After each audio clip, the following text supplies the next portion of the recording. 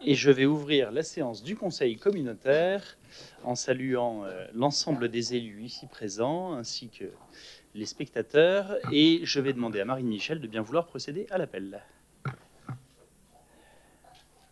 Bonjour à tous. C'est fort. Arnaud Murgia. Présent. Catherine Valdener.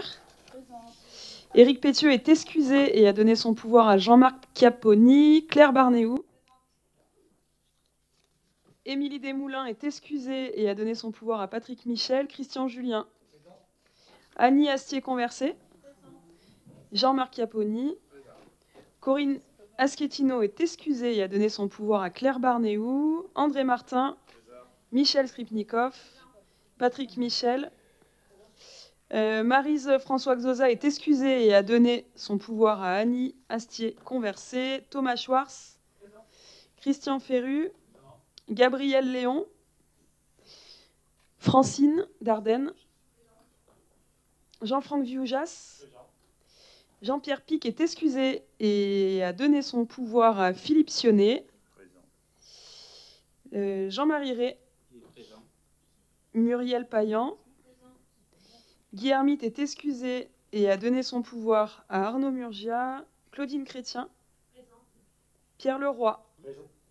Vincent Faubert. Corinne Chanfray. Hervé Puy. Catherine Blanchard. Marine Michel présente. Émeric Salle est excusé. Gilles Perly est excusé. Émile Roman est excusé et a donné son pouvoir à Claudine Chrétien. Olivier Fons. Sébastien Fine. Jean-Pierre Masson et Patricia Arnaud. Merci Madame Michel, le quorum est atteint et la séance est ouverte. Mesdames et Messieurs les maires, Mesdames et Messieurs les vice-présidents, Mesdames et Messieurs les conseillers, j'ouvre cette séance en accueillant Christian Ferru dans le Conseil communautaire, élu de Briançon, en accueillant à titre exceptionnel Philippe Sionnet, qui au titre de la loi Engagement et Proximité représente le maire de la Grave en tant que premier adjoint qui est absent. La loi le permet désormais. Je crois que ça ne s'était pas encore produit, ou alors à de rares exceptions dans notre hémicycle, et je trouve que c'est une très bonne nouvelle que les élus communaux puissent remplacer les élus communautaires dans les communes où il n'y a qu'un élu communautaire. Je voudrais, en ce début de conseil communautaire, saluer notre ami Thierry Aymar, puisque j'ai été informé de sa démission de ses fonctions de maire de la commune de Val-des-Prés, et je voudrais saluer son engagement. Je sais qu'il a traversé des épreuves personnelles difficiles, personnelles et de santé, qui l'ont amené à prendre cette décision intime et personnelle.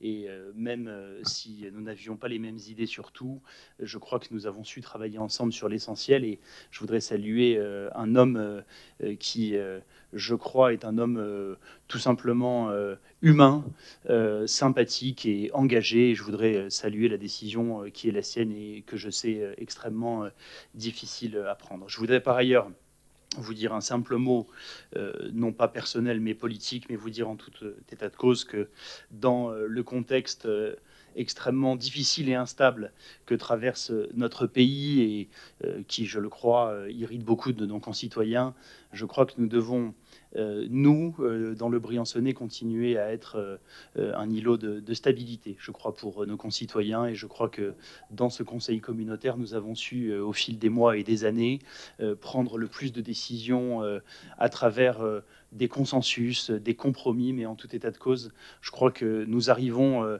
sur l'essentiel, c'est-à-dire ce qui concerne le plus nos concitoyens, les grandes politiques de territoire, arriver à trouver des accords qui nous unissent. Et je crois que dans cette période de grande instabilité pour le pays, sur lequel chacune et chacun aura bien entendu un avis politique personnel, je crois que ce qui doit nous unir et nous réunir, c'est de rester cet îlot de stabilité, je crois, dans ce territoire qui va bien, qui est attractif, qui a des projets et dans lequel on vit bien.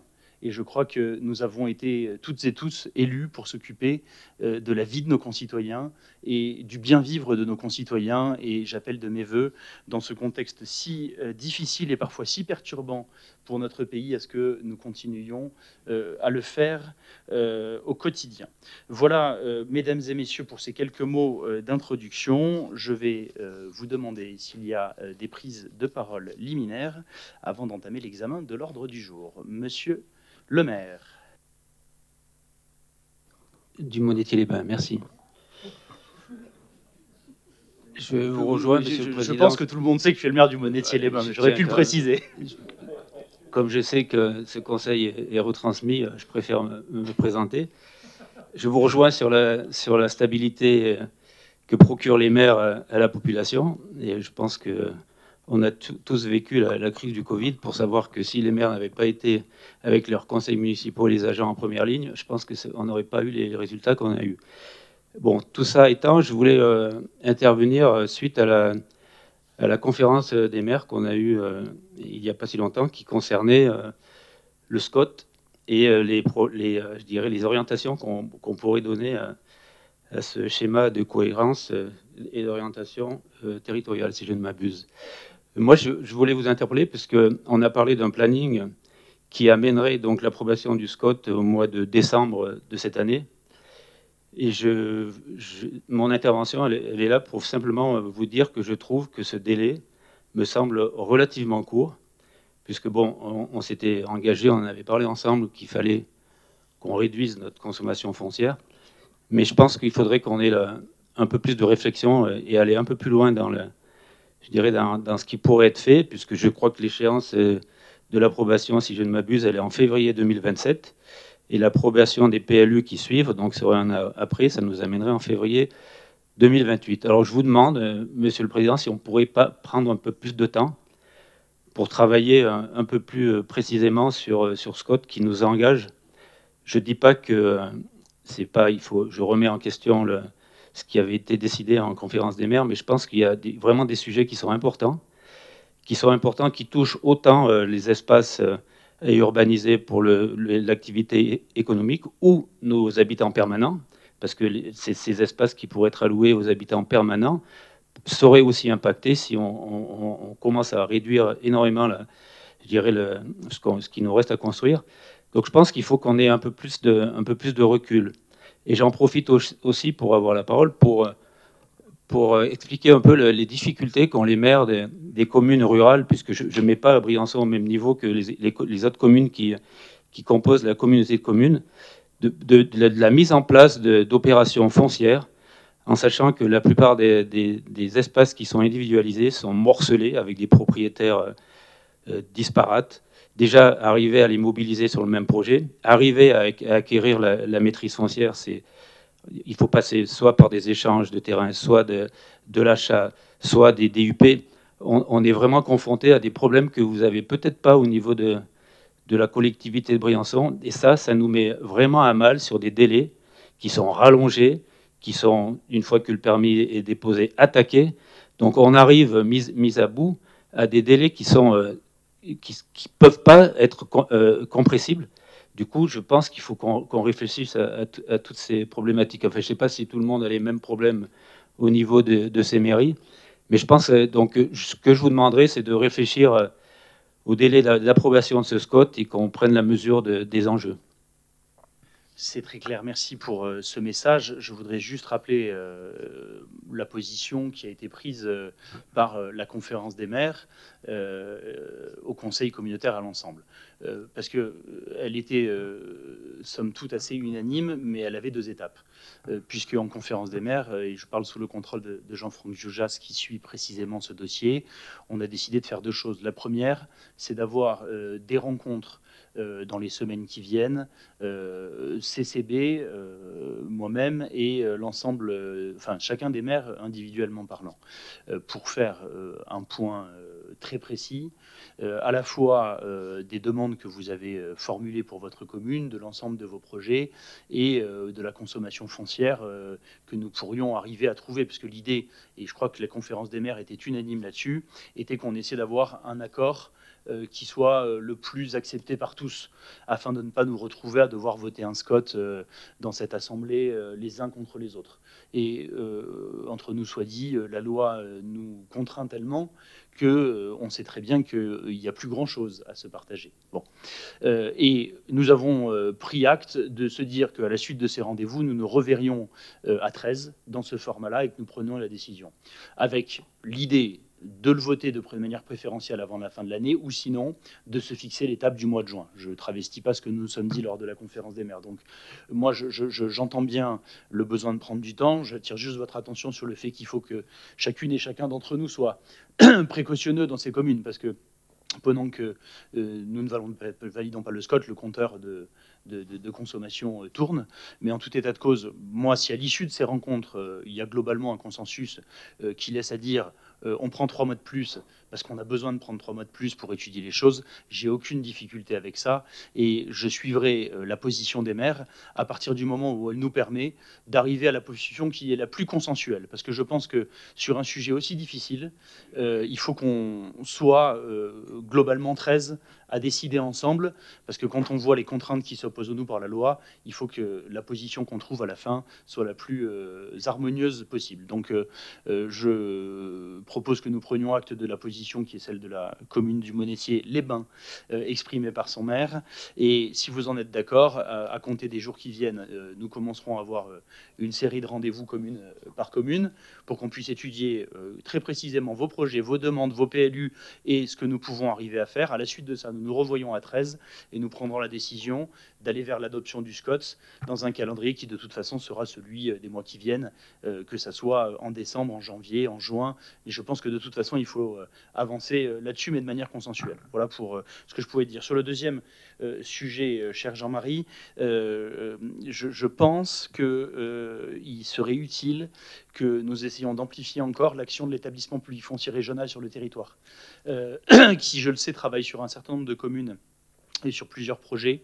Il y a d'ailleurs des rencontres territoriales à Gap qui doivent être, je crois, dans quelques jours ou qui viennent de passer. Elles sont passées, voilà. Et moi, je pense que c'est vraiment utile sur ce sujet qu'on associe le plus possible l'établissement public foncier, qui, vous le savez, a quand même, au titre de ses pouvoirs normatifs, des capacités à acquérir et à porter pour le compte des communes des projets fonciers qui sont assez favorables.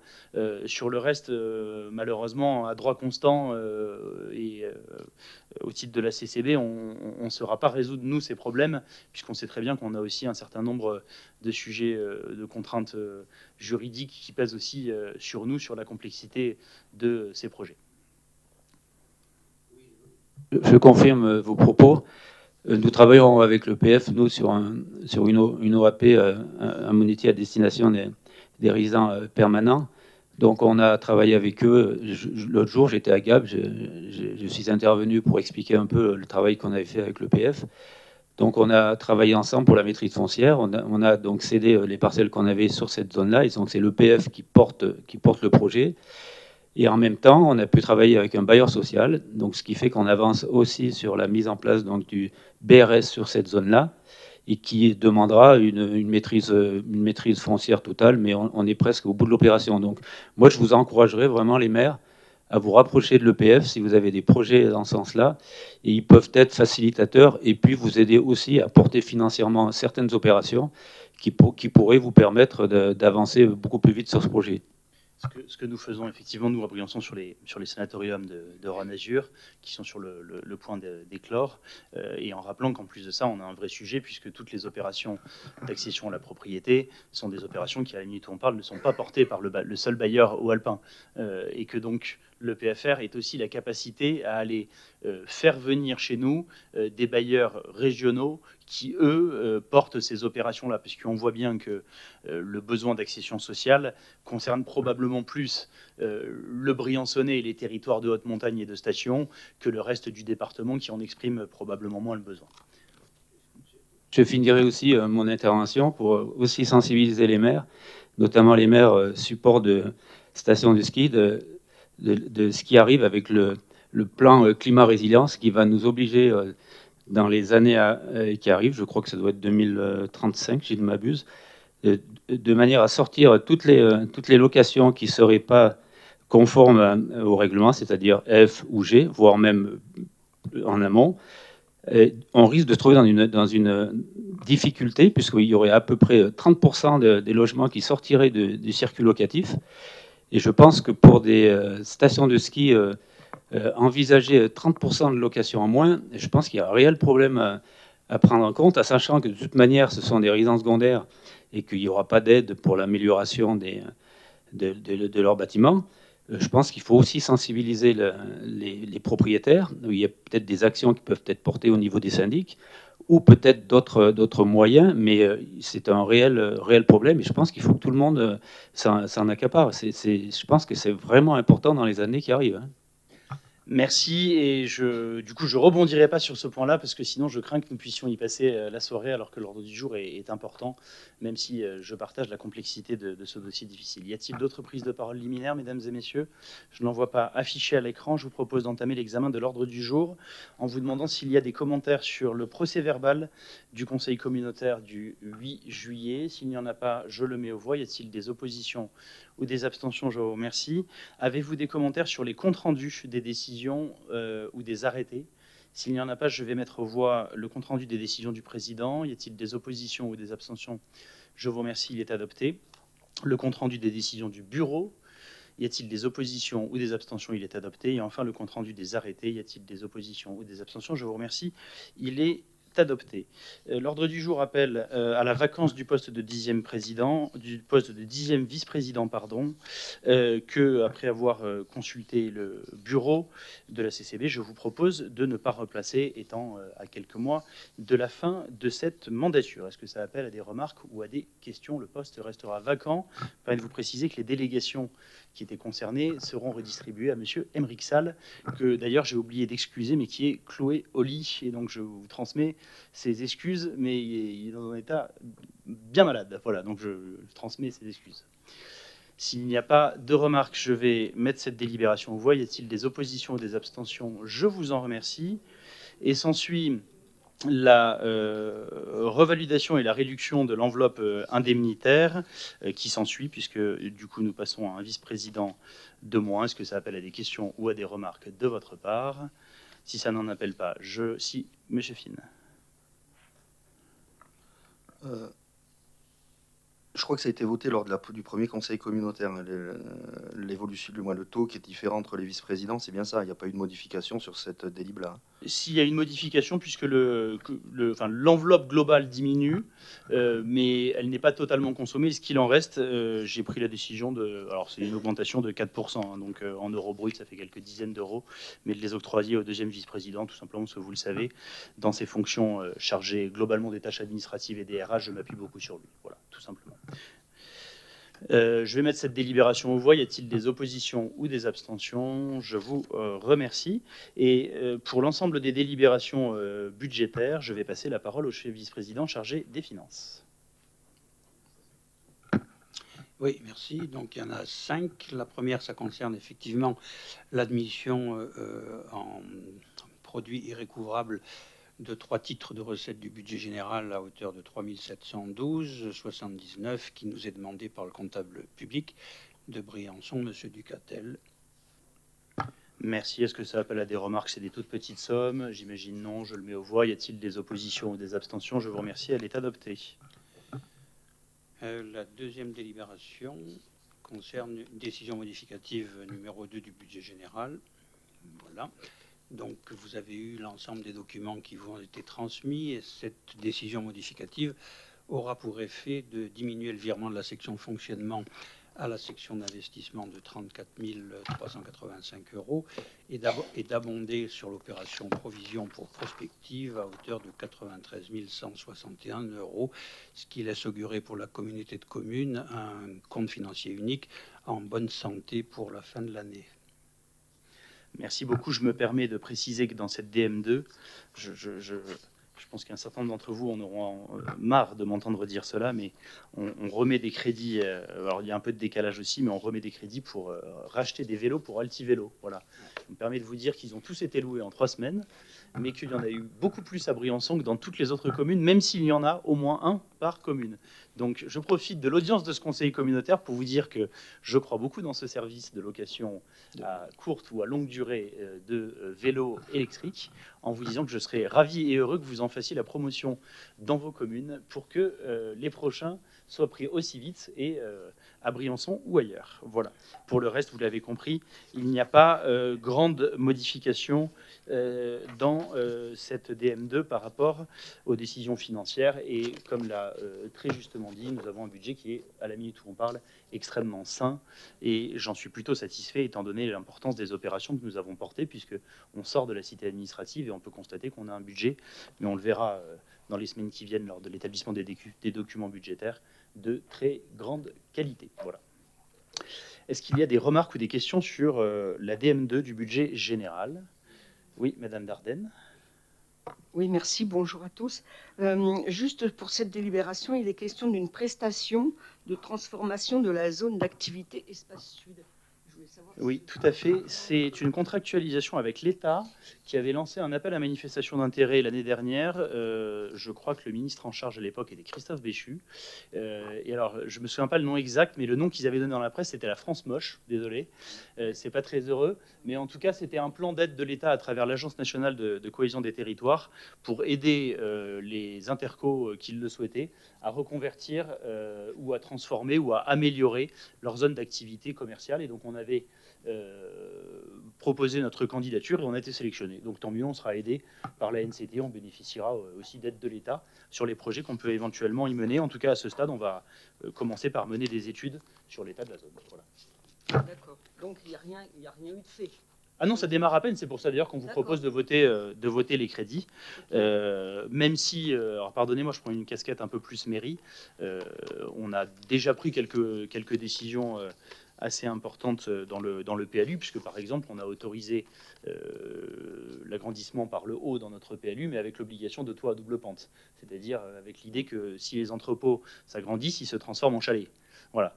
Et donc l'idée, c'est de se poser la question dans un contexte, on ne va pas se le mentir, très contraint, puisque je pense que tous les maires concernés par les zones d'activité, à Villers-Saint-Pancras, à La Grave, à Saint-Chaffré ou entre Val-des-Prés et les Alberts, savent bien qu'aujourd'hui, on a un espace qui est de toute façon contraint par des raisons géographiques et qui l'est encore plus pour les raisons qu'évoquait le maire du Monétier-les-Bains, j'ai oublié de citer la zone des Sables, et que donc à la minute où on parle, nous n'avons plus aucun projet d'extension des zones, ce qui pose tout de même une question d'accueil d'entreprises nouvelles, mais force est de constater qu'à un moment, on ne peut pas pousser les montagnes, et donc l'idée est de trouver aussi les solutions pour arriver à reconvertir les endroits qui seraient éventuellement devenus des friches, ou pour essayer de trouver des solutions d'aménagement qui permettront demain, peut-être sur la réhabilitation d'un étage supplémentaire, mais de continuer à donner de la place à nos artisans. Et ça, c'est un vrai sujet d'avenir, puisque à la minute où on parle, on ne pourra plus, globalement, ou très peu, agrandir nos zones d'activité. Donc ça pose un sujet très concrètement d'attractivité et d'emploi qu'on se propose là d'étudier, en même temps que l'amélioration, si j'ose dire, urbaine et esthétique de l'ensemble de la zone ou à l'avenir de nos zones. Voilà. Tout à fait. J'allais dire tout à fait Thierry, je me suis abstenu. Pardon. Mais c'est aucun rapport... bon, enfin bref. Désolé pour la remarque footballistique. Si vous en êtes d'accord et s'il n'y a pas d'autres remarques... Je vais m'abstenir sur cette délibération, non pas sur ce sujet-là, mais sur d'autres points que je ne cautionne pas. Très bien, Madame Dardenne. La parole est à Olivier Fons qui l'a demandé. C'était pour la délibération suivante, parce que nous n'avons pas voté. Alors, je vais vous proposer tout de même de voter la DM2. Y a-t-il des oppositions? Il n'y en a pas. Des abstentions? Il y en a une et vous avez un pouvoir, je crois. Non, vous n'avez pas de pouvoir. Très bien. La délibération est adoptée et nous passons à la DM2 assainissement. Cher Olivier. Oui, donc la DM2 assainissement, elle est effectivement commandée par un certain nombre de petites opérations, surtout en investissement, avec l'ajustement des crédits des opérations assainissement Villard-d'Arène, la Salle des Alpes, Servières, Villers-Saint-Pancras, qui représentera donc une diminution de 10 506,84 € des dépenses d'investissement. Il y aura également apporté au budget les crédits relatifs à la création de l'opération qui est gérée en APCP au Parasite de Briançon, qui se traduit par plus 66 000 € de dépenses et plus 226 800 € de recettes. annuler les crédits qui sont inscrits au budget primitif dans l'opération assainissement Briançon concernant des travaux d'eau parasite de Briançon, donc moins 840 000 de dépenses et moins 315 000 de recettes, et également ajuster les crédits sur l'opération assainissement Saint-Chaffré pour les travaux de l'assainissement de Saint-Arnoux, plus 42 885 de dépenses et plus 21 442 de recettes. Le tout se traduira par l'équilibre suivant, donc diminution du virement de la section de fonctionnement à la section d'investissement de 6 459 € et une augmentation de l'opération travaux imprévus de 703 501,84 € qui portera l'opération à 1 319 488,05 €. Merci beaucoup. Jean-Marc, pas de difficulté? Très bien. Est-ce que ça appelle à des remarques ou à des questions? Je vous remercie. Je vais donc le mettre aux voix en vous demandant de ne pas oublier d'éteindre vos micros, s'il vous plaît. Non, je ne sais pas comment on fait parce que j'appuie. C'est le bouton le plus à droite. Voilà. Je vous le dis juste par précision, parce qu'en fait, quand vous allumez votre micro, la caméra vous filme. Non, enfin voilà. Si vous souhaitez passer à l'écran toute la soirée, vous laissez votre micro allumé. Voilà. Peut plus regarder sa tablette tranquillement. Je vais mettre cette délibération aux voix. Il n'a pas entendu, notre ami André Martin. Je vais mettre cette délibération aux voix. Y a-t-il des oppositions ou des abstentions? Il n'y en a pas. Une abstention, merci. Elle est adoptée. Il vous est proposé désormais de vérifier et de valider les AP-CP, mon cher Olivier. Voilà, donc ça concerne effectivement la résultante de ce qu'on vient de voir, c'est-à-dire des mises à jour pour l'opération STEPRIM. Vous avez reçu les tableaux qui vous confirment ces mises à jour. On a également le Chenaillé, le centre technique communautaire, l'opération aire de covoiturage, transport en commun, le stationnement et les équipements cyclables, et enfin l'allocation de longue durée VTC. Merci. Je vais mettre cette délibération aux voix. Y a-t-il des oppositions ou des abstentions? Je vous remercie, elle est adoptée.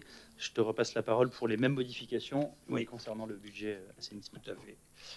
Donc là, il s'agira d'une mise à jour pour l'opération réseau Lozé-Cassé, une mise à jour également dans le schéma directeur d'assainissement, une création, ce qu'on a vu tout à l'heure pour les eaux pluviales, parasites de Briançon, à hauteur de 906 000. Également pour l'assainissement Lagrave, le Chazelet, donc remplacement des réseaux d'assainissement, pour 582 000 répartis entre 2025 et 2028. Merci beaucoup. S'il n'y a pas de remarques, je vais mettre cette délibération aux voix. Y a-t-il des oppositions ou des abstentions? Une abstention, je vous remercie. Elle est adoptée. Je vais tâcher de remplacer le vice-président chargé des ressources humaines au pied levé en vous parlant de la délibération numéro 8 qui m'est chère puisqu'elle concerne l'évolution du temps de travail dans notre collectivité.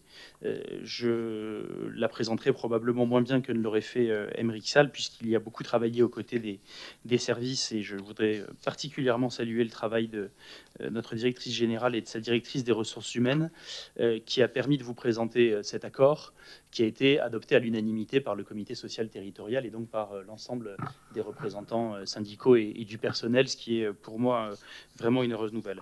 Très concrètement, cet accord unanime entre l'administration et les représentants du personnel amène les cadres de catégorie A à passer à 39 heures, amène l'ensemble des autres agents à passer à 37h30. Et ces cycles de travail dans lesquels les agents se retrouvent, puisqu'ils retrouvent des jours de congé et des RTT supplémentaires, nous permet surtout d'amener à une ouverture au public et à, si j'ose dire, un service public qui est largement agrandi et modernisé, puisque, pour être tout à fait concret, nous avons désormais un accueil physique à la cité administrative qui existera de manière continue de 8h30 jusqu'à 12h30, de 13h30 jusqu'à 17h30, y compris avec un accueil téléphonique pour des rendez-vous téléphoniques jusqu'à 18h30. Et ça concernant l'ensemble des services Et ça, je crois que c'est une très bonne nouvelle, puisque si on fait un comparatif, ça nous fait à peu près 2 heures d'ouverture supplémentaire du service public en général, puisque un administré qui aurait une question sur l'assainissement pourrait avoir le même accueil qu'un administré qui vient sur les guichets d'accueil au public qui sont au rez-de-chaussée, avec un turnover dans les services et l'ensemble d'une organisation de travail qui a été pensée pour cela. Une harmonisation, bien entendu, aussi entre l'ensemble des services qui sont dans le bâtiment, puisque ça concerne et ça permet d'avoir une harmonisation entre la ville, la communauté de communes, y compris l'espace France Service. Et je crois que c'est très important parce que ça nous permet d'aménager et d'améliorer nos horaires, notamment pour les gens qui travaillent, parce que vous savez que ce qu'on entend toujours et souvent, c'est que les services publics sont ouverts exactement et typiquement pareillement aux mêmes heures qu'à l'horaire où on est au travail. Et donc là, on a une plage horaire qui permet soit d'arriver un peu après-midi, soit en début d'après-midi, soit de déborder sur l'horaire après, notamment pour les gens qui ont des enfants, avoir récupéré les enfants à la sortie de l'école. Et je crois que avoir cet accord aujourd'hui nous permet à la fois d'adapter notre organisation de travail au nouveau format de ce bâtiment finalement, et de pouvoir dire à l'ensemble de nos administrés que nous avons fait le pari d'un bâtiment plus accessible, ce qui est une évidence pour des raisons de centralité là où il est aménagé, pour des raisons d'accessibilité. Quand on vient de loin, il est évident que c'est toujours plus facile d'accéder ici que dans l'enceinte de la cité Vauban, mais aussi d'accessibilité en termes de plage horaire et d'accessibilité au public, avec aussi la simplicité que chacun de nos administrés peut apprécier depuis le mois de juin, puisque au même endroit, il y a tout. Et ça, je crois que ça confirme ce que nous avions dit quand nous avions inauguré ce bâtiment, c'est l'ancrage d'une offre de services publics durable, mais aussi moderne, dans le cœur de la cité et du territoire. Et donc, je voulais vraiment saluer cet accord, puisque l'idée, à nouveau, ça revient à, je crois, aussi une méthode de travail, c'était de ne pas avoir d'accord tant qu'il n'était pas unanime et totalement partagé par les représentants du personnel, que je remercie, puisqu'aujourd'hui, je crois qu'on arrive finalement au bout de ce processus de transformation du service public à travers l'entrée dans la cité administrative du Briançonnais.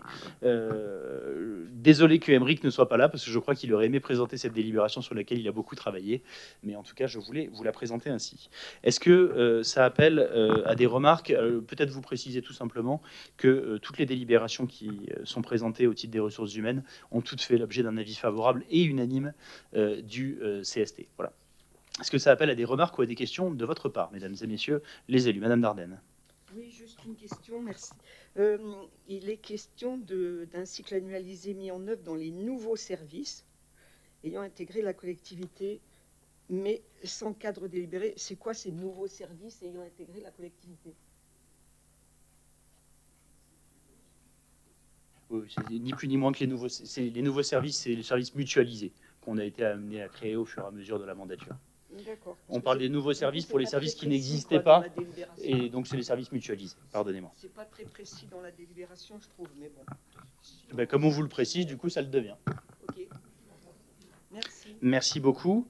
Et ça comprend l'espace France Service aussi. Je vais mettre cette délibération aux voix. Y a-t-il des oppositions? Il n'y en a pas. Y a-t-il des abstentions? Il n'y en a pas, je vous remercie. La délibération est adoptée.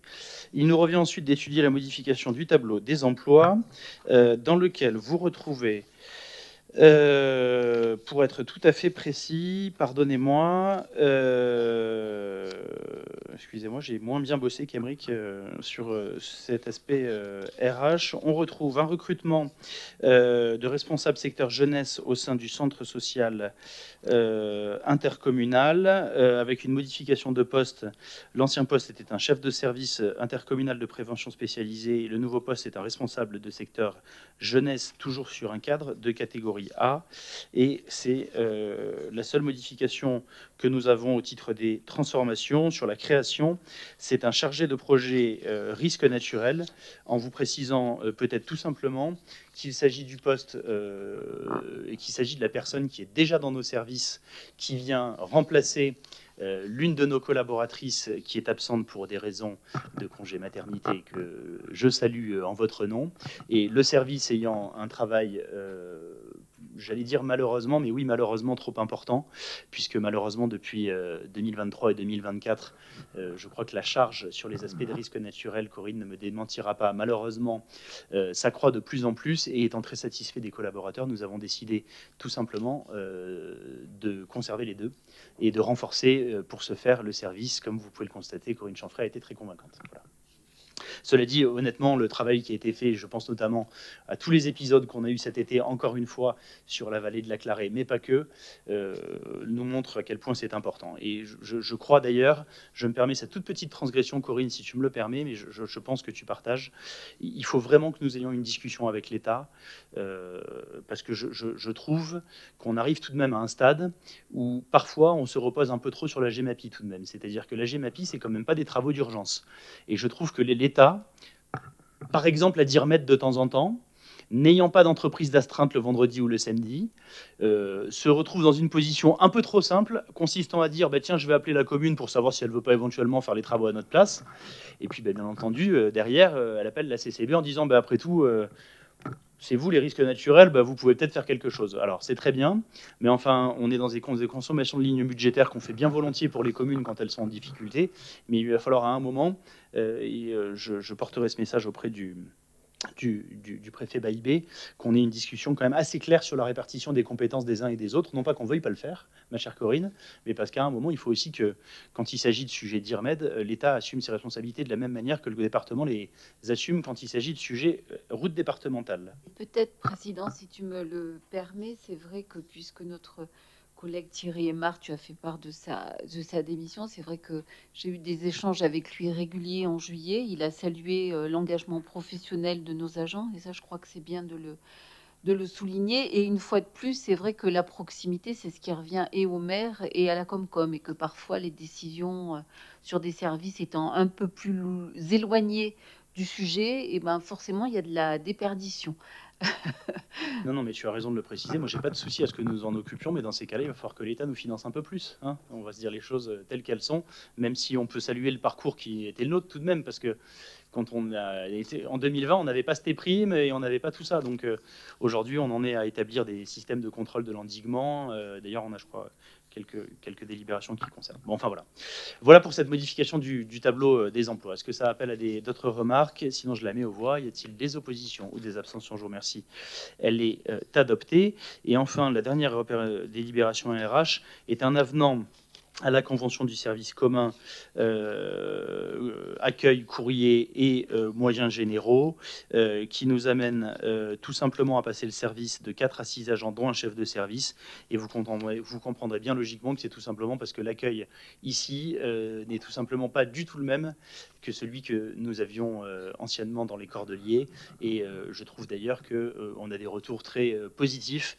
Mais en tout cas, on a vraiment besoin maintenant, face à cet accueil tout à fait mutualisé qui concerne beaucoup de services, de renforcer l'accueil qui, disons la vérité, était quand même bien moindre au Cordeliers. Maintenant, la géographie même du bâtiment s'y prête beaucoup mieux. Et je crois que c'est une bonne chose pour que les gens soient accueillis et orientés de la meilleure des manières et que ce service public soit réactif, y compris d'ailleurs dans ses horaires. Voilà. Je vais mettre cette délibération aux voix. Est-ce qu'il y a des oppositions ou des abstentions? Je vous remercie et je vais passer la parole à Pierre Leroy pour un paquet de délibérations mobilité. Mon cher Pierre.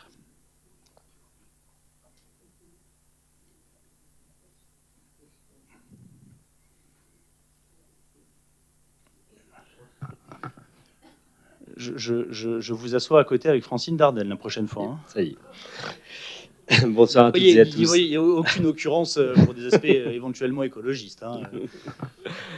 Bonsoir à toutes et à tous. Donc, cette délibération concerne l'évolution de la composition du comité des partenaires. Vous vous souvenez qu'on avait créé ce comité des partenaires le 15 février 2022, conformément à la loi d'orientation des mobilités. Et à l'époque, on avait fait le choix d'intégrer dans ce comité des représentants du tourisme, étant donné qu'on est dans une zone touristique. Depuis, les choses ont évolué. Les dispositions réglementaires nous obligent à transformer ce comité avec plusieurs modifications. Donc là, ce qui est demandé aujourd'hui par la législation, c'est de faire que le comité des partenaires intègre des représentants des employeurs qui doivent disposer d'au moins 50% des sièges au sein du comité, ainsi que des organisations syndicales de salariés.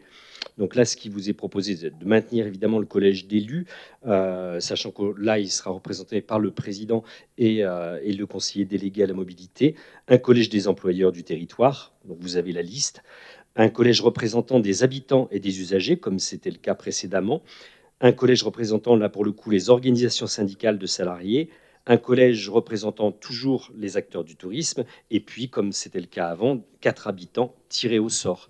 Donc voilà ce qui vous est proposé. Vous le savez, le comité de partenaires, il est consulté au moins une fois par semestre pour avis sur le niveau de l'offre de mobilité en place, sur les renforcements de l'offre, sur le développement des offres nouvelles, sur le taux de couverture des dépenses d'exploitation des services de mobilité par les recettes tarifaires, etc., sur le niveau de contribution financière, sur la qualité de service, sur l'information des usagers mis en place, on en parlera tout à l'heure, sur l'évaluation de la politique de mobilité, ainsi que l'adoption du document de planification. Voilà, donc il n'y a évidemment pas d'incidence financière sur cette délibération. Merci beaucoup. Je vais mettre cette délibération aux voix. Y a-t-il des oppositions ou des abstentions? Je vous remercie. Elle est adoptée. Tu as à nouveau la parole, Pierre. La deuxième concerne un sujet important, c'est l'approbation du schéma directeur d'accessibilité des transports collectifs. Sachant que, vous le savez, les résultats sont très favorables sur la fréquentation de notre réseau Altigo. Il faut aller beaucoup plus loin. Donc là, il se trouve aussi qu'il y a un cadre réglementaire qui nous oblige à développer ce schéma, donc à l'échelle, ce schéma directeur d'accessibilité à l'échelle de toute la communauté de communes du réseau du transport public Altigo. Pour ça, il y avait la nécessité, d'une part, de dresser un diagnostic exhaustif, d'identifier les écarts par rapport aux normes en vigueur, de définir cette programmation pluriannuelle des aménagements à réaliser et de planifier les moyens financiers humains nécessaires à leur mise en œuvre. Là encore, on pourra remercier les services. Il y a eu un travail considérable à la fois des services et à la fois du bureau d'études qui nous a accompagnés. Moi, j'ai trouvé ça assez passionnant, le travail de diagnostic qui a été fait. Vous avez été sollicités dans les communes pour ce travail. Il y a eu des restitutions qui ont été faites auprès du comité des partenaires, qui ont été faites auprès des collectivités. Donc vous avez été sollicité à ce sujet-là. Vous avez noté qu'il y a un certain nombre d'actions qui sont prévues. L'action numéro 1, qui n'est pas anodine, c'est mettre en conformité la signalétique. La 2, mettre en conformité les points d'arrêt prioritaires du réseau Altigo. La 3, mettre en conformité le matériel roulant. Ensuite, l'agence commerciale Altigo. Éditer des supports d'information accessibles à tous, mettre en place un outil SIG permettant de suivre l'évolution de l'accessibilité, former le personnel à l'accueil des personnes en situation de handicap. Et là, quand on parle de handicap, c'est tous les handicaps. Donc, il y en a un certain nombre. Et ce n'est pas aussi simple qu'il n'y paraît. Je vous invite à aller voir le détail parce que c'est assez intéressant. Produire un bilan annuel des actions réalisées. Une chose importante, c'est évidemment l'incidence financière qui n'est pas anodine. Et là, on voit l'effort de la collectivité à ce sujet. La mise en conformité de la signalétique au point d'arrêt, c'est 269 000 € qui sont prévus sur cette affaire. Donc c'est quand même pas rien. Ça montre encore une fois la volonté d'avancer sur ces sujets. Et on sait qu'ils sont importants. La population en parle sur la signalétique. Il y a eu déjà des efforts de fait, mais là, en l'occurrence, il y aura un gros effort qui va être fait. Et ensuite, l'action numéro 2, c'est mettre en conformité les points d'arrêt. Vous avez été sollicité là-dessus.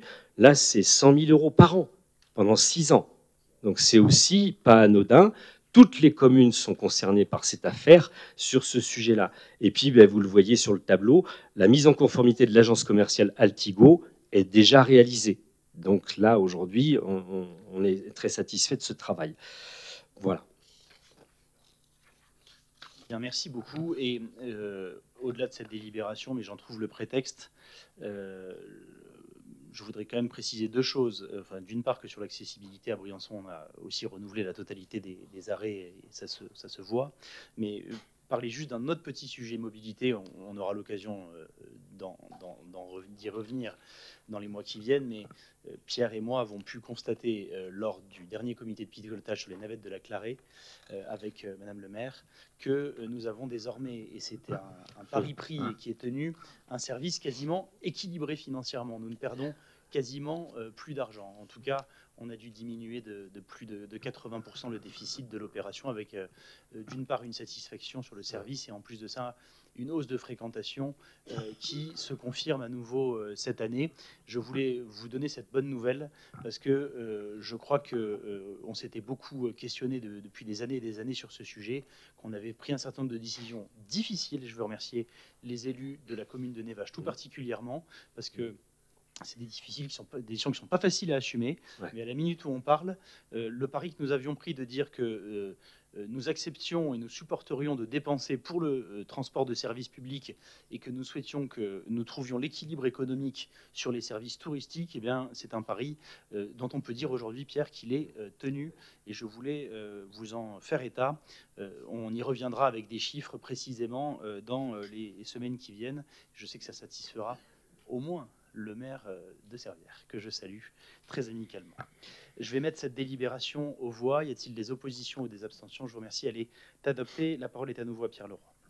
Donc le projet suivant, c'est la modification des tarifs du service Altivélo. Vous vous souvenez de ce service proposé par Monsieur le Président qui consistait à mettre à disposition des concitoyens de la communauté de communes des vélos électriques pour que petit à petit les gens à travers cette location prennent l'habitude et se rendent compte que finalement on peut se déplacer, voire même parfois à l'année avec des vélos électriques. Et donc petit à petit qu'ils conservent cette pratique avec l'achat d'un vélo personnel. Donc c'était vraiment pour une expérimentation, pour donner accès à la population. Vous avez vu que cette gestion de ce service a été confiée au groupement La Poste Kobu via un marché public de services.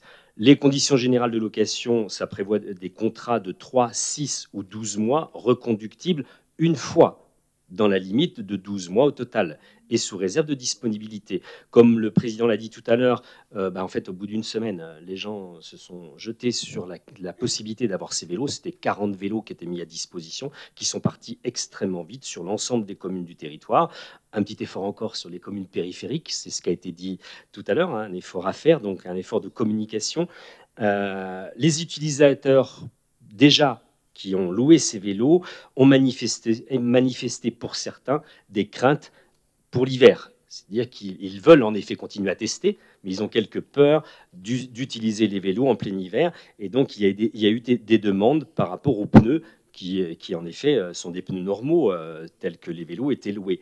Donc là, il est prévu un changement dans les tarifications. Donc on amène une nouvelle tarification à 50 € avec la capacité pour ceux qui le souhaitent de changer les pneus en cours d'année.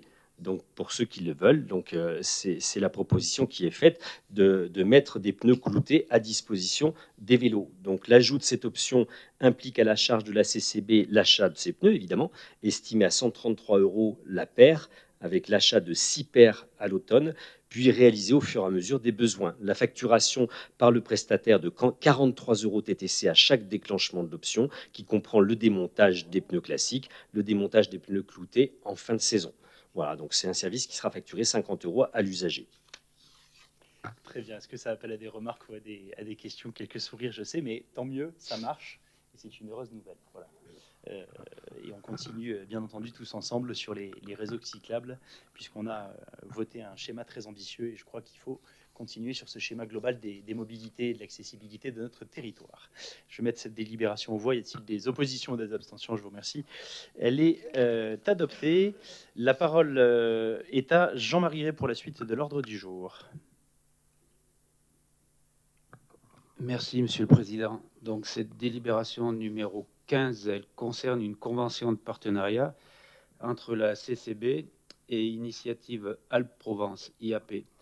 Donc, en fait, elle vise à revitaliser les centres-bourgs ou les bourgs de nos communes. Donc, on identifie les locaux commerciaux vacants. À partir de là, on essaye d'identifier aussi l'activité qui pourrait être génératrice de flux financiers. On identifie un porteur de projet et en fait, la convention, elle va aider le porteur de projet, tout ce qui est démarches administratives et tout, pour qu'il puisse s'installer. Donc, le coût financier de cette opération est de 7 500 €, porté à moitié par la CCB et la région Sud. Voilà. Et BPI France. Et BPI France. Merci. Projet qui démarre et s'il fonctionne. Et si vous avez dans vos collectivités aussi des locaux qui pourraient être adossé à ce dispositif. Il ne faut pas hésiter à vous emparer de ce qu'on peut faire. Il faudra faire une convention à chaque fois par locaux identifiés. En vous précisant peut-être à toutes fins utiles, mais un certain nombre d'entre vous ont été concernés, qu'il y a en plus une réflexion au niveau départemental qui est issue des états généraux du logement qui ont été portés par le préfet et le président du département sur l'idée de la création d'une foncière qui pourrait traiter des sujets de logement, mais pas que. Moi, j'ai beaucoup insisté pour qu'il traite aussi des sujets commerciaux. Et je pense que l'outil idéal sera à la fin d'avoir une foncière. Vous saviez qu'on l'avait travaillé à la suite du Covid et qu'on n'avait pas trouvé pour l'instant la bonne solution pour le faire. Moi, je crois que si ça se fait au niveau départemental, c'est une très bonne idée parce qu'à un moment, il faut que, d'une manière ou d'une autre, la collectivité, les collectivités, la commune, puissent à un moment prendre possession d'un local commercial vacant s'ils le souhaitent pour le remettre éventuellement en état et en maîtriser la destination. C'est aussi des questions de protection qui sont liées au droit de préemption que certains d'entre vous ont mis en place. Je vais mettre cette délibération aux voix. Y a-t-il des... Si, Madame Dardenne, allez-y. Excusez-moi. Oui, il y a une réponse que j'ai du coup, parce qu'on parlait d'activité génératrice de flux. Et du coup, je ne comprenais pas ce que c'était que ces flux. Donc, c'est des flux financiers, d'après ce que j'ai compris, mais bon, je ne comprends pas. C'est des flux commerciaux, c'est de l'activité commerciale, voilà, tout simplement. Mais du coup, je voulais savoir s'il y avait des critères par rapport au commerce qui peuvent être... Ce sera aux maires concernés et à leur conseil d'en décider, tout simplement, parce que ça dépend beaucoup du zonage et de là où est le local vacant. C'est-à-dire que là, par exemple, nous, à Briançon, on n'aurait pas forcément la même réflexion dans une rue de la vieille ville qu'à Central Park. C'est pour ça que je voudrais savoir s'il y a des critères par rapport à... Ce sera... Parce qu'on voit fleurir beaucoup de snacks ou de restauration rapide ou de choses comme ça. Et au bout d'un moment, c'est vrai qu'on peut se poser des questions. Et du coup, je voulais savoir s'il y avait une commission ou comment. Micro.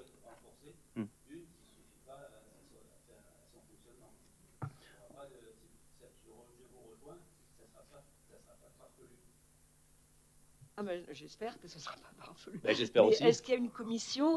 Comment ça se passe? C'est chaque commune qui va décider? Ce se fera entre le vice-président en charge et la commune concernée, tout simplement.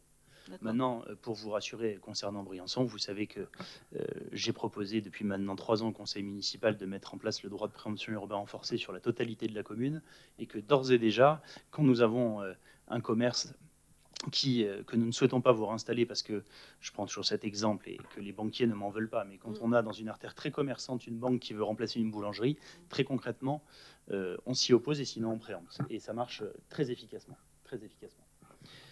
Je vais donc du coup mettre cette délibération aux voix. Y a-t-il des oppositions ou des abstentions? Je vous remercie, elle est adoptée. La parole est à Corinne Chanfray pour évoquer d'abord 2 délibérations GEMAPI et ensuite les risques naturels.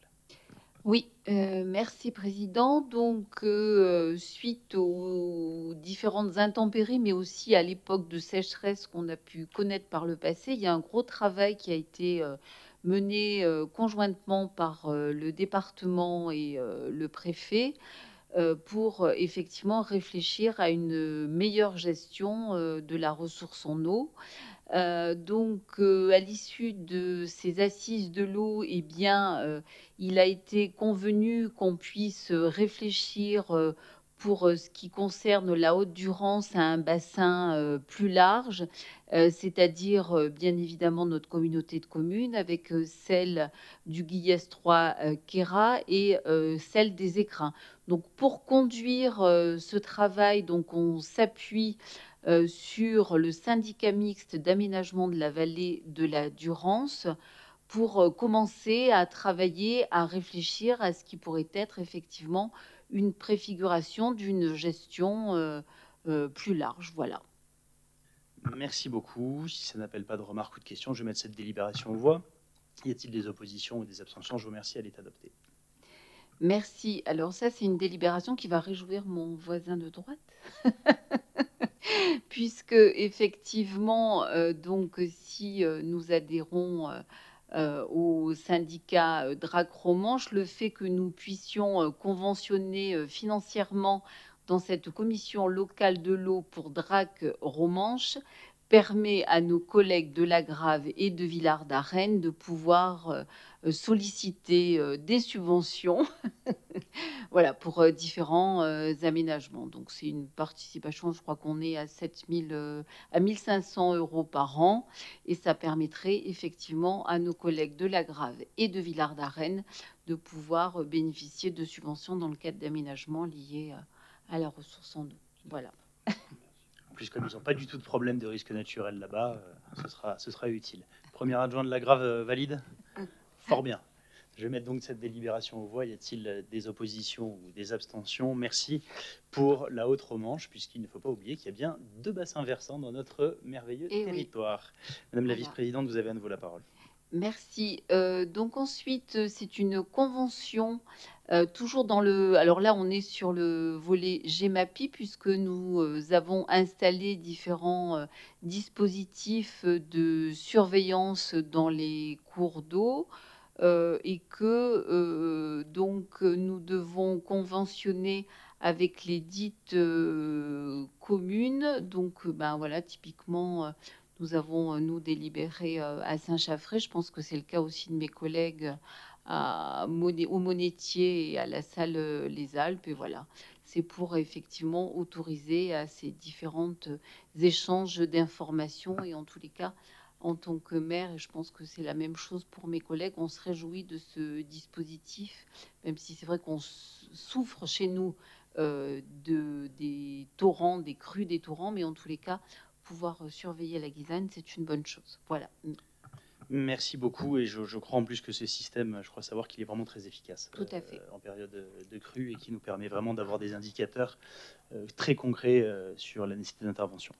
Je vais mettre cette délibération aux voix. Y a-t-il des oppositions ou des abstentions? Je vous remercie. Elle est adoptée.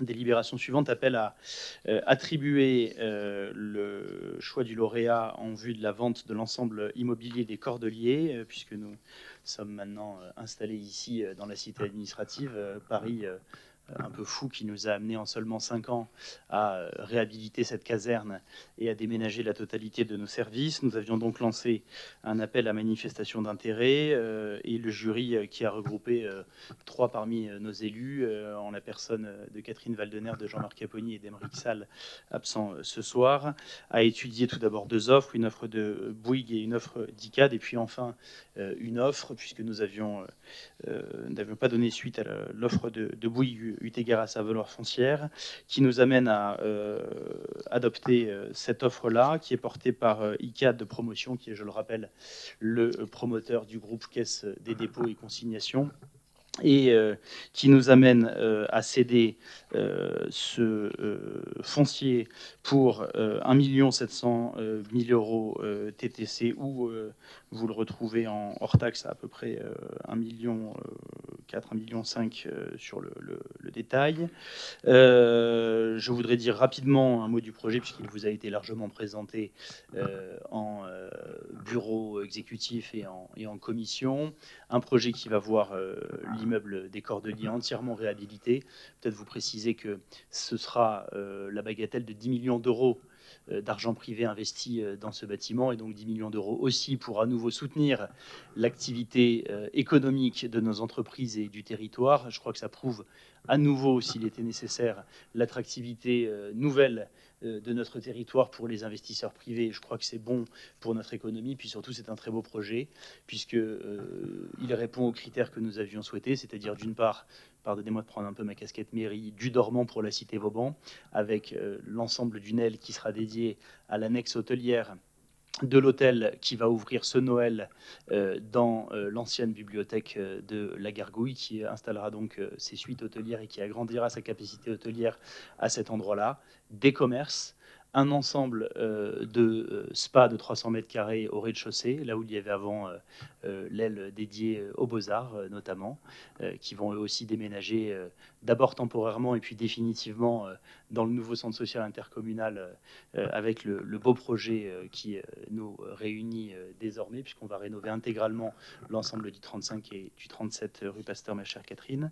Et au-dessus, des logements, et puisque cet immeuble, vous le savez, il est classé, ça permet de bénéficier du dispositif Loi Malraux, qui permet à la fois aux investisseurs d'aller chercher cette force économique, et aux acheteurs de pouvoir acheter un appartement dont on le sait, dans des coûts de travaux qui sont beaucoup plus importants dans des immeubles en réhabilitant et surtout avec les contraintes liées aux monuments historiques. Et surtout, je le dis, ce sera 25 appartements dont la loi Malraux impose 9 ans de location en résidence principale obligatoirement. Et donc cette arrivée de 25 appartements nouveaux de très belle qualité mais à des prix modérés dans le parc locatif de Briançon est une bonne nouvelle. Ça nous amènera à revoir le plan de financement de la cité administrative, puisque nous avions un avis des domaines qui était un peu plus élevé. Enfin, je le dis à la fin de l'histoire, je ne doute pas que ça amènera éventuellement des commentaires. Ça amènera la part d'autofinancement de la collectivité à augmenter d'1,5%. Hein. Donc je pense que globalement, sur un projet à 22 millions d'euros, dans lequel la part de la collectivité d'autofinancement se montera donc à 22%, je pense que globalement, on pourra dire tout de même que dans un territoire qui, me semble-t-il, n'a jamais porté un projet financier autant ambitieux, on se retrouve avec une part d'autofinancement pour ce qui est de la CCB à 22% sur 22 millions d'euros de dépenses pour aménager ce bâtiment. Je pense qu'on peut dire qu'on s'en est bien sorti et qu'on a été globalement à la fois précautionneux, puisque je rappelle qu'entre le début des travaux et la livraison, les montants globalement de travaux n'ont pas fait l'objet de travaux supplémentaires très importants. Je salue vraiment les équipes autour du pôle de Romain Jacob qui ont largement travaillé avec les équipes de la ville sur ce dossier, qui nous ont permis d'arriver à ce bâtiment qui, je le crois, est une grande réussite et dont, je le dis, il était, à mon avis, inimaginable il y a encore quelques années dans ces hauteurs-là. Donc je crois qu'aujourd'hui, c'est à la fois symboliquement, je le dis en tant que maire de Briançon, un projet qui va vraiment continuer et participer de l'attractivité et de la nouvelle vie que nous souhaitons voir dans la cité Vauban, mais aussi un projet qui, je crois, boucle de manière définitive ce projet de cité administrative. Voilà, mesdames et messieurs, s'il y a des questions, naturellement, j'y réponds, mais vous me permettrez de ne pas être plus long sur le détail du programme qui vous a été présenté par les architectes et les promoteurs concernés en commission. Si vous avez des questions, j'y réponds naturellement. Y a-t-il des questions, des remarques ou des commentaires sur ce projet ? Madame Dardenne. Oui, merci. Écoutez, moi je suis très étonnée de ce choix qui est fait ce soir et de cette délibération qui nous est présentée. Parce que je vais pas parler du tout du choix architectural, du choix de immobilier par lui-même, de chambres de luxe et de logements. Bon, pourquoi pas. Après, vous nous parlez d'attractivité. J'ai pas l'impression qu'on soit vraiment si attractif que ça, parce qu'au bout du compte, on n'a eu qu'une seule proposition. Parce que l'autre proposition, il y a déjà eu un appel d'offres qui a été caduque. Ensuite, il n'y a plus une seule entreprise ou groupement d'entreprises qui répond véritablement à cette vente. Et puis en fait, il y a le prix qui correspond absolument pas à ce qui avait été envisagé, ce qui avait été présenté à l'ensemble des conseillers municipaux et maires ici présents par rapport au financement de la cité administrative et par rapport à la vente de cet ensemble d'immeubles des Cordeliers qui était estimé donc à 2,7 millions. Et on se retrouve aujourd'hui avec des prix de vente effectifs, alors un prix plancher de 1,15 million euros, donc inférieur à 47% par rapport à l'estimation des domaines, ce qui n'est pas rien. Ensuite, on se retrouve avec un prix de vente pas très clair, parce qu'en fait, on ne sait pas combien cet immeuble va être vendu. En tout cas, moi, je ne le sais pas. Et vous nous parlez, vous nous présentez dans cette délibération deux hypothèses avec des autofinancements complémentaires à assumer par la collectivité et par la collectivité, donc CCB, et par la commune de Briançon, de l'ordre de 483 000 euros ou, en fonction du prix plancher, de 741 000 euros par collectivité. Donc, je suis étonnée qu'on puisse accepter cette offre de cette façon, en se disant, ben, voilà, c'est une bonne affaire, il n'y a pas de souci, on va assumer. Je ne comprends pas. Je ne comprends pas comment des maires qui, moi je pense être des bons gestionnaires, en tout cas ils le disent, et accepter cette offre comme ça, je trouve que c'est pas raisonnable. Voilà, donc moi je vais voter contre cette délibération, non pas sur le projet, hein, je vous dis, mais le montage financier me semble pas acceptable par rapport à l'argent public qu'on doit gérer en tant qu'élu et en tant que maire. Voilà. Alors, je vais, si vous me le permettez, avant de passer la parole à Olivier Fons, donner quelques raisons à Madame Dardenne de lui prouver malheureusement qu'elle se trompe. D'une part, parce que si vous m'accusez d'être irresponsable, pardonnez-moi de vous dire que vous l'avez probablement été vous-même par le passé, puisque 50 mètres en dessous des Cordeliers, vous avez vendu le pavillon du gouverneur, avec initialement un avis des domaines à plus de 475 000 euros, et vous l'aviez à l'époque vendu à 300 000 euros. Force est de constater que la vente du foncier est toujours un exercice difficile. D'ailleurs, les évaluations des domaines, vous savez qu'elles varient. Permettez-moi de vous dire d'ailleurs que sur cette évaluation des domaines, s'il vous plaît, je vous ai écouté, vous allez me laisser parler au lieu de m'interrompre. D'ailleurs, permettez-moi de vous noter que il y a un élément très assumé dans cette affaire, c'est que quand nous sommes arrivés aux affaires en 2020, la majorité précédente avait engagé plus de 400 000 euros de travaux pour réparer la totalité de la toiture des Cordeliers, travaux que j'avais immédiatement arrêtés puisque nous souhaitons venir ici. Alors on aurait pu effectivement faire ces travaux à hauteur de 400 000 euros et vendre 400 000 euros plus cher, mais enfin vous entendez bien que l'ensemble des candidats qui ont fait ce projet se sont bien aperçus qu'il y avait des travaux obligatoires. Pour revenir au pavillon du gouverneur, pour prendre ce simple exemple, à la fin de l'histoire, vous l'aviez vendu 370 000 euros en dessous du prix des domaines et rapporté au mètre carré, c'était à peu près à 1100 euros du mètre carré. C'est très précisément le même prix auquel nous vendons aujourd'hui. Preuve en est que c'est le bon prix dans la cité Vauban et qu'en réalité, nous aurions pu probablement d'ailleurs vendre un peu plus cher, mais il aurait fallu dégrader la qualité du projet. C'est le principe même d'une négociation, Madame Dardenne, puisque vous savez fort bien que si on veut vendre plus cher, on fait du logement, et puis dans ces cas-là, on fait du logement le plus libre possible et au prix le plus cher possible. Alors si vous souhaitiez que nous augmentions la charge foncière du promoteur, mais alors dans ces cas-là, on aurait dit au promoteur, mais surtout faites pas de Malraux, n'ayez pas de prix maîtrisé, pas de réservation aux résidents principaux, et puis surtout faites pas d'hôtellerie, alors qu'on voulait du lit chaud. On sait très bien que l'hôtellerie, par la force des choses, ça rapporte moins que du logement. Donc si vous voulez en fait défendre la promotion immobilière qui rapporte le plus, ça me paraît bien étonnant dans votre rôle, mais en tout cas, nous, ce que nous avons voulu, c'est faire le meilleur projet et choisir le meilleur projet pour le territoire, et en l'occurrence, pardonnez-moi, mais dans ma qualité de maire de Briançon, pour la ville de Briançon. Et s'il vous plaît, Madame Dardenne, ne vous asseyez pas sur les 10 millions d'euros d'investissement privé que ce projet va rapporter au territoire et qui, rassurez-vous, au moins au titre de la fiscalité, va très rapidement rapporter beaucoup plus que si la collectivité, quelle qu'elle soit, la ville ou la mairie, avait dû réhabiliter elle-même ce bâtiment, ce qui lui aurait coûté extrêmement cher et qu'elle ne fait pas. Donc aujourd'hui, très concrètement, on vend un peu moins cher que l'avis des domaines, mais l'avis des domaines, d'une part, il est toujours discutable et on sait très bien, en plus de ça, qu'on a renoncé nous-mêmes à faire des travaux sur ce bâtiment qui sont nécessaires. Par ailleurs, et pour en terminer, je veux vous le dire très clairement, et si vous ne l'avez pas entendu à nouveau, la contribution finale de la collectivité, elle est augmentée d'1,5%.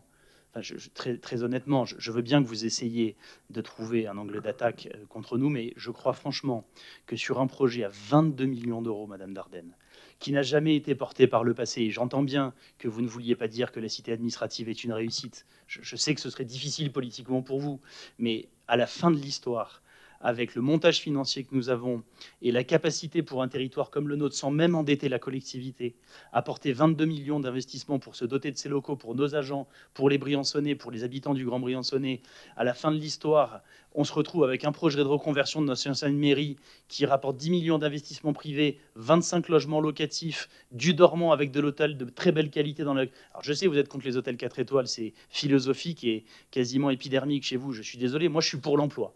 Voilà. Et donc là, on va créer de l'emploi à nouveau. Et oui, augmenter l'autofinancement de la CCB d'1,5%. Très franchement, je crois qu'on peut largement l'assumer et l'entendre, plutôt que de, à nouveau, essayer de voir le mauvais côté des choses et ne jamais se réjouir, en fait, des réussites de notre territoire. Et ce que je regrette dans votre propos, c'est que, au final, vous ne soyez jamais capable de vous réjouir des réussites de notre territoire. Quand on fait la cité administrative, vous ne vous en réjouissez pas. Quand on porte des projets à hauteur de plus de 20 millions sans même s'endetter, vous ne vous en réjouissez pas. Quand on attire des investisseurs privés, vous ne vous en réjouissez pas. Eh bien, écoutez, c'est deux visions opposées de la politique. Chacune et chacun jugera. La parole est à Olivier Fons. Oui, non, je voulais juste dire qu'effectivement, l'État et les collectivités se rendent compte qu'ils sont propriétaires de foncier de façon anormale, foncier qui coûte, même si demain, dans les locaux des Cordeliers, rien n'était fait, il faudrait assurer l'entretien, le chauffage, la maintenance des bâtiments, les travaux de structure qu'on serait bien évidemment obligé de faire, et c'est pas ce qui majorerait le prix de l'offre et de la demande dans un marché immobilier. Ça, c'est une certitude. Ensuite, effectivement, le projet est important. Il va rapporter fiscalement à la commune de Briançon, bien sûr, un certain nombre d'avantages financiers. C'est une belle chose, une belle réussite. Merci beaucoup, Madame Dardenne. Vous vouliez à nouveau la parole? Oui, merci. Je ne vois pas quel avantage financier ça va rapporter à la commune de Briançon. Mais bon, je voudrais... Au final, je voudrais savoir combien est vendu cet ensemble. Rassurez-vous, vous le saurez, puisque à la minute où on parle, il vous est proposé d'acter le lauréat. Et ensuite, on va avancer vers un compromis de vente, voilà, et vers une vente qui vous amènera à délibérer. Vous avez bien compris qu'à la minute où on parle... on ne connaît pas le montant. Le montant, il est très simple, il est indiqué, je vous l'ai indiqué, c'est un montant d'1,7 million. Mais comme toute étude et comme toute promotion immobilière et comme toute négociation, c'est soumis à des clauses dans la promesse de vente, des clauses notamment d'analyse et de finalisation des études de la part des architectes. Mais rassurez-vous, vous serez amené à délibérer sur la vente définitive du bâtiment. Donc, comme depuis le début du mandat, il n'y aura aucune obscurité sur les décisions financières que nous serons amenés à prendre. Sébastien Fine a demandé la parole. Oui, merci, Monsieur le Président. Moi, ma question, elle est envers Olivier Fons, qui va nous rassurer, bien sûr. Au printemps dernier, lors de la première décision modificative budgétaire, on avait vu qu'au niveau des services de l'État, il y avait un manque, une rentrée d'argent qui était négative, où on avait fait une DM de 250 000 euros en moins, sur lesquels on rajoute donc ce que l'on vient de voir là par rapport au prix des domaines, 750 000, ça fait à peu près 1 million d'euros. Tu nous as dit en début de conseil communautaire, et je veux voilà, pour nous rassurer tous, la situation financière de la collectivité est plutôt très intéressante et plutôt bonne, malgré cette diminution de recettes. J'avais demandé à l'époque sur les 250 000 euros par rapport aux dotations d'État, si un courrier pouvait être fait au niveau des services envers les services de l'État, voire même de notre chère députée, de telle sorte à ce qu'elle soit vigilante à l'évolution du PLF là-dessus. Et voilà, parce qu'à l'arrivée... c'est vrai que ces sommes-là en négatif peuvent aussi inquiéter les élus que nous sommes autour de la table. Et c'est pour ça que nous attendons de votre part, Monsieur Fons, de nous rassurer grandement. Et je me permets juste, ce qui n'empêchera pas de le faire aussi, de vous dire que c'était pas à l'époque, sauf erreur de ma part, hein, mais je veux bien qu'on le vérifie, c'était pas une subvention non perçue, ou alors c'était de la trésorerie. On avait augmenté l'AP à 4,2 millions et là on la passe à 4,7 millions. Mais concernant l'État, on a tout eu, c'est-à-dire très précisément 1 million, j'arrondis 5 de DETR, 500 000 de fonds friches, 500 000 de fonds verts, auxquels s'ajoute, je me permets de vous donner la totalité, 2,5 millions de la région, 2 millions du conseil départemental, 50 000 du PIAGE, 30 000 de concours de Météo France, 3 millions de FCTVA, et donc la vente des Cordeliers à 1,7 million, auquel s'ajoutera les deux participations d'autofinancement de 4 755 000 euros. Je voudrais juste rappeler, pour remettre le débat à la bonne hauteur, qu'on parle d'un chantier à 21 593 millions d'euros, dans lequel la part de la collectivité est de 4,7 millions. Je crois très franchement, je veux vraiment, moi je veux bien me soumettre à toutes les critiques, hein, vraiment. Mais enfin franchement, je ne crois pas me souvenir dans l'histoire de la CCB ou du territoire de projets publics portés à plus de 20 millions d'euros, et encore moins de projets dans lesquels la part d'autofinancement à la fin c'est 20%. Enfin, je veux dire, quand une commune ou une collectivité, et les maires ici le savent bien, se retrouvent à 20% d'autofinancement, c'est souvent qu'on est sur des projets très aidés, et surtout sur des petits projets. Voilà, donc moi je veux bien me soumettre à toutes les critiques quand à la fin le delta il est d'1,5%, mais honnêtement c'est de la malhonnêteté intellectuelle. Et juste à rajouter qu'au départ, dans les projets, le fonds vert n'était pas à l'ordre du jour dans le plan de financement de la collectivité. Et que je crois avoir largement participé à arracher plusieurs décisions ministérielles, à la fois le fonds vert et le fonds friche. Je vais en terminer avec ce débat, si vous me le permettez, et donc mettre cette délibération aux voix. Y a-t-il des votes contre? Il y en a un. Y a-t-il des abstentions? Il y en a une. Je vous remercie. La délibération est adoptée. L'ordre du jour appelle à une autre délibération qui concerne notre patrimoine. Mais là, du coup, c'est plus pour de l'achat ou de la vente, c'est sur de la location, puisqu'il vous est proposé de délibérer sur les tarifs de location des bureaux qui sont mis à disposition de la Solidéo Alpes 2030 et du COJOP Alpes 2030. Ils sont au deuxième étage et il vous est proposé d'appliquer les mêmes tarifs qui sont appliqués à Météo France et qui avaient déjà été délibérés par ce conseil. Et donc, vous retrouvez exactement les mêmes tarifs. Et je salue les collaborateurs, les deux premiers collaborateurs de la Solidéo qui sont arrivés, et d'ailleurs les membres du COJOP qui sont ici même dans ce bâtiment en ce moment même, puisqu'ils étaient en visite aujourd'hui pour rencontrer les maires les élus de Montgenèvre, en l'occurrence. Voilà. Et que je verrai tout à l'heure. Est-ce que ça appelle à des questions ou à des remarques? Oui, Madame Dardenne. Oui, d'après ce que j'entends, donc ils sont déjà installés. Alors on a deux collaborateurs qui sont arrivés cette semaine. D'accord. Et il est question dans cette délibération d'une location jusqu'au 31 mars 2030 et qu'elle pourrait être conduite pour 18 mois. Et je ne vois pas pourquoi. Je crois, pour une fois, pas comprendre votre question. Je vous confirme qu'effectivement, ils vont être là jusqu'à 2030. Oui. Pour 18 mois. Je pense qu'il y a des opérations peut-être de réversibilité là-dedans, mais en tout état de cause, je vous confirme qu'ils seront là jusqu'à 2030. Donc, leur demande de location, sauf que s'ils souhaitent déménager, mais en tout cas, ils seront là puisqu'on a bien besoin d'eux pour mener les projets. Je ne sais pas, c'est marqué. Je vais mettre cette délibération aux voix. Y a-t-il des oppositions ou des abstentions? Je vous remercie. Abstention, elle est adoptée. La parole est à Jean-Marc Chiapponi pour vous parler de prévention et de gestion des déchets. Merci, Président. La communauté de communes est lauréate d'un appel à projet mené par Citeo sur le tri hors foyer.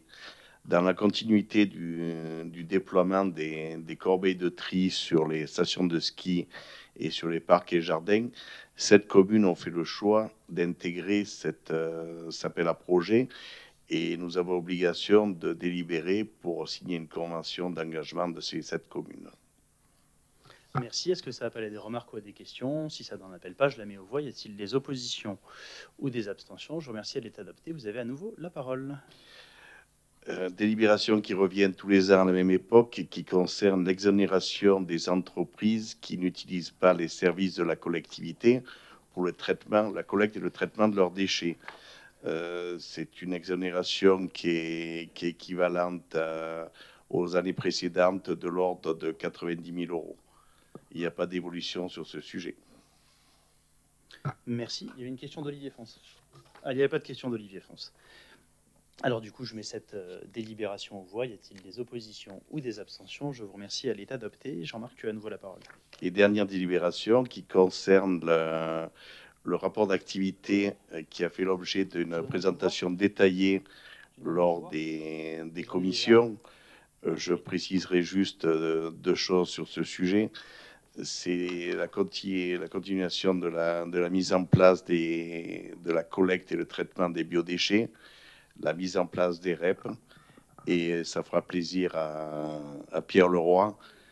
Les OM, les ordures ménagères, le tonnage des ordures ménagères continue de diminuer et les déchets valorisables augmentent. Merci. Eh bien, on peut s'en féliciter et je remercie les équipes de ce travail. Et au passage, je demande à la secrétaire de séance de bien vouloir prendre note que Monsieur Fonce a donné pouvoir à Madame Chanfray. Merci, Madame la secrétaire de séance. Je mets cette délibération aux voix. Y a-t-il des oppositions ou des abstentions? Je vous remercie. Elle est adoptée. Je vais me permettre, en l'absence de Jean-Pierre Pic, de ne pas infliger à son premier adjoint de présenter une délibération qu'il n'a pas travaillé avant au titre de cette délégation, et je le salue bien amicalement.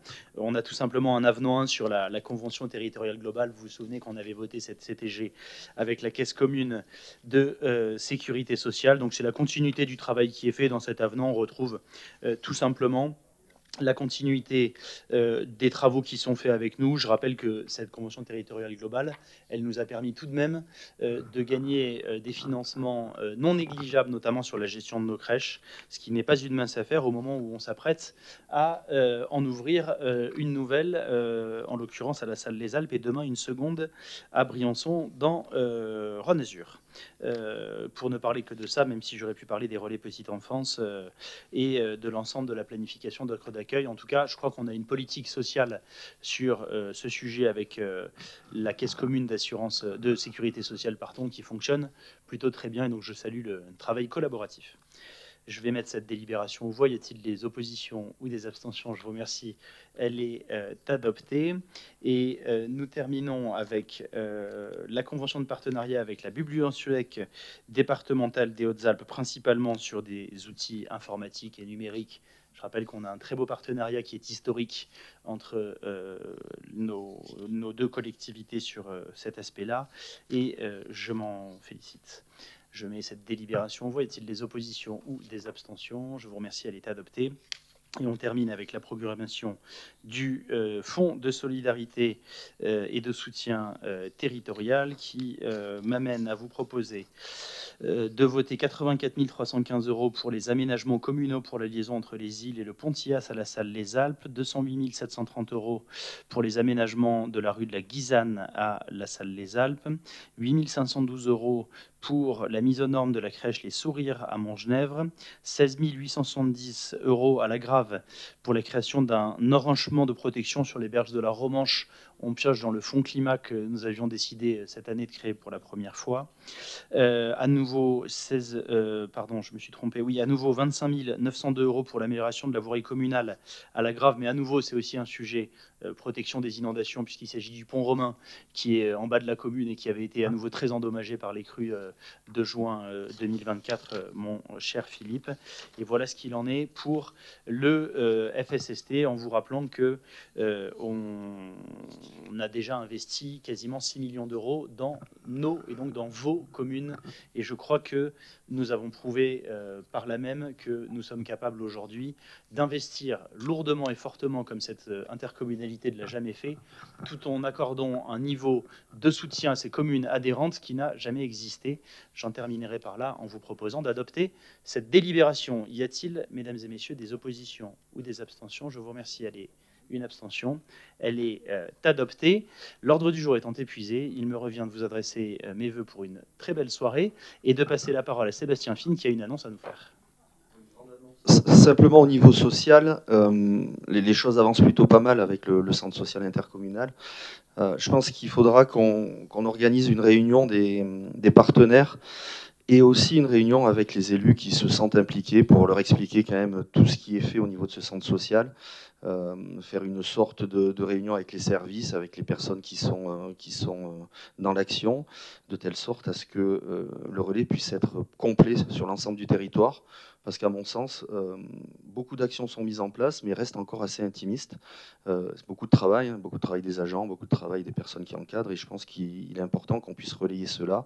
La deuxième chose, c'est au niveau des financements. Je pense qu'il est important que d'ici la fin de l'année, on puisse se retrouver autour de la table pour peut-être au niveau collectif avec les élus, déclencher peut-être des financements qui ne sont pas encore possibles ou qui sont un petit peu bloqués, de telle sorte à ce qu'on puisse continuer le travail intergénérationnel au niveau de ce centre social. Merci. Merci de ce message, je partage. Je vous proposerai, si tu en es d'accord et sur ton initiative, que cette réunion puisse se tenir avant Noël. Je pense que c'est important, puisqu'il est vrai qu'on a beaucoup parlé de la réussite du CSI sur l'aspect, bien entendu, de centres aérés l'été, qu'on a réussi maintenant à généraliser sur toutes les communes et qui connaît, je crois, des chiffres qui sont excellents sur toutes nos communes, et c'est une bonne nouvelle. Mais on a aussi d'autres actions en partenariat, notamment avec les CCAS de nos communes, qui fonctionnent très bien, qui sont complémentaires par ailleurs. Et je crois qu'il faut qu'on continue à la valoriser, parce que je rappelle que ce n'était pas une mince affaire que de décider d'institutionnaliser, de professionnaliser notre centre social, d'autant plus maintenant que nous avons décidé de le rénover intégralement et d'y ajouter dans le 37 un beau projet pour le conservatoire et les beaux-arts, afin de regrouper l'ensemble de nos activités sociales et culturelles sur le même site. À nouveau un beau projet d'espoir pour notre territoire qui, je le disais, ça bouclera la boucle, est un territoire dans lequel on vit bien et dans lequel il y a de l'optimisme et de l'espoir. Tâchons de conserver ça. Merci à tous.